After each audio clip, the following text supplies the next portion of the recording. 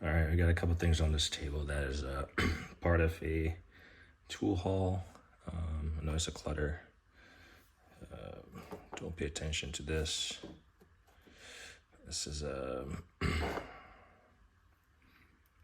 it's an OTC adapter for installing like a pressure gauge on a whatever type of hydraulic system you are. So I got some hydraulic fittings, so I'm gonna put that with that. Start off with this. So again, most of my ideas, and I mean I do take credit for my own shopping things, but I saw this on CP, the Tool Addict. I would have never found this, but I thought it was a genius.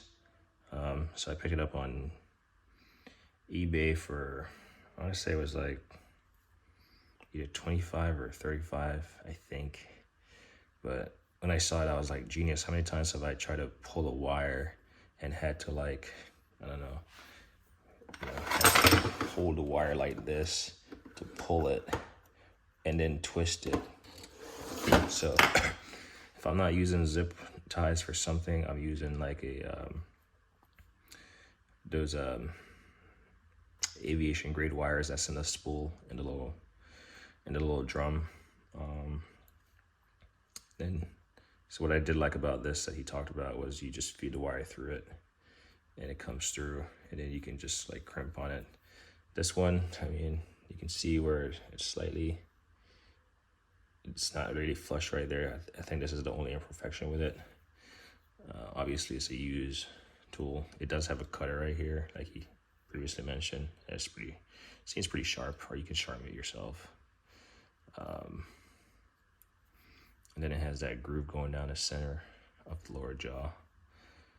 Bernard's 6.5 inch. Let's see, part number. There we go. 102.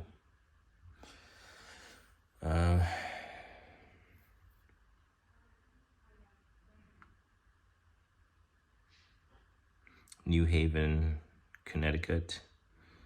That's what it says right there. Can't really see. But yeah. It's gonna definitely earn a place in my toolbox. Bernard. And it will definitely get some use for, yeah, you can see the gap is still there. That you could feed the wire through. So I thought that was nifty, I picked it up. Next up is this OTC, or not OTC, sorry. It's actually a snap-on. It's called A238. It's like an engine hoist adapter. So I think I'm fairly covered with that stuff. Obviously you put your bolts in here.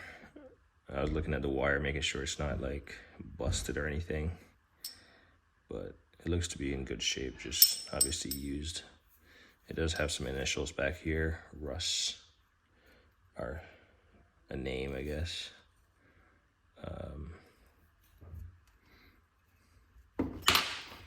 Yeah. So that will get cleaned up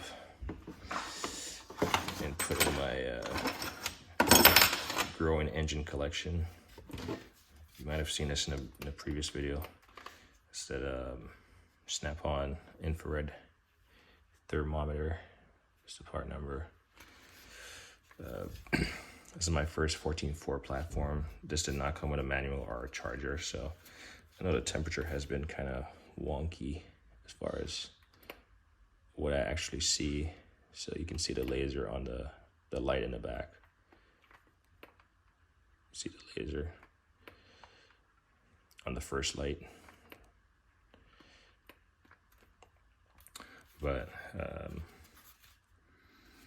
I do have a Fluke, I think, yeah, Fluke. Actually, is it a Fluke? I can't remember, but I do have another temperature gun, so I'm gonna compare it. But this is my first 14.4. It did not come with a charger, so I'm gonna have to pick up a charger.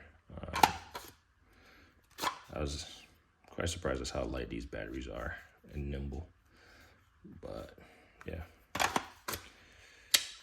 think it was like $113 that I picked it up for on eBay. But if this is actually accurate as far as functionality, then it should come in handy.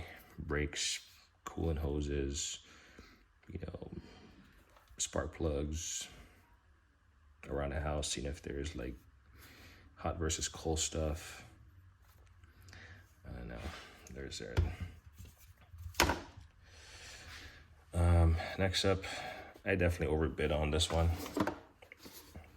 and I was the last man standing, so I just bit the bullet. I tried to cancel, but the guy was like, nope. The 39-piece Hex Bit Ratchet set from Mac Tools. So normally when I bid on something, I'll look up the MSRP on the manufacturer's website. But between my Vim and all that stuff, I'm pretty sure I have all this covered. But then you got this 5/16 1/4-inch little ratchet deal with all the bits, pretty standard. But looks like it hasn't been used much. And one of the things that I'm most excited about, I was really excited to find, was this guy. This is a mini drill. Found it interesting. It says, can't really see it. Anyway, it says Snap-on Tools, Kenosha, Wisconsin, USA, assembled in the USA. So where was it made? Where were the pieces made?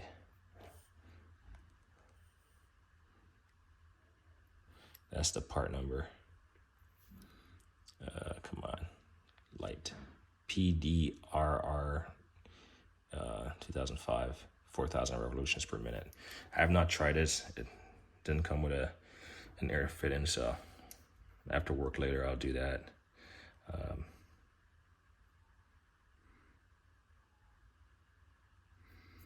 But yeah, the head of it is very nimble. I've always wanted one of these. Never really had a need or application where I absolutely needed one to use, but I've always seen the benefit of having one of these. Imagine if they made a 1/4-inch, this 1/4-inch ratchet, just like 1/4-inch bits. You just put it in there. But anyway, the person that sold this was like, I don't remember how much this was on Snap-on website, but certainly up there in price. And I made an offer for $200, I think, and it came with some power drive accessory bits. So this is an air ratchet, and it's meant to go on a ratchet, like it says. Ratchet and power drive not included. So you can see it can go on a ratchet with an adapter piece. But basically, I got all these pieces.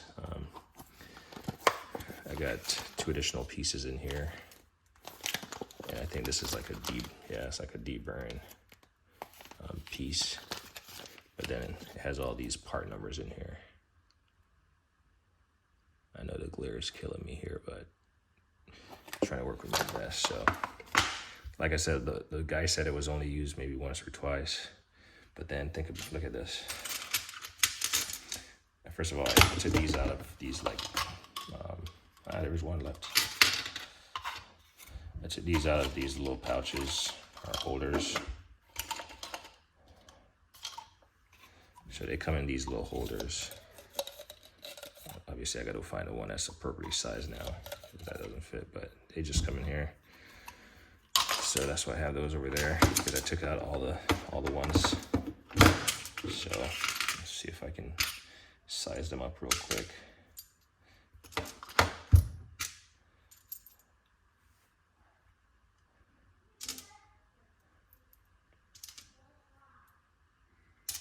So I have, what's it, 2, 4, 6, 8 bits, and you can see how small they get. Let's see the smallest one. The smallest one is probably this one. So if I needed to drill something, and what I like about these is threaded in there. So you got like, it's like a, I don't know, probably like a 10mm or 8mm open and wrench or something to tighten it. This one has a little hex right here. And you got a standard.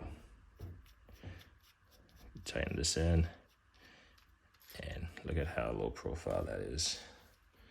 This is some specialized drilling stuff. So obviously you want to lock them in, and then the largest size that it comes with is this guy. So again, if you're gonna get into a tight area, these are gonna be money. And handle is very nimble, very narrow head. So later I'm gonna try it, put some bits in there, or put some an air chuck in there and see how it performs. I mean, whenever I spin the head, or spin the unit, you can hear it. So anyway, that's the tool haul.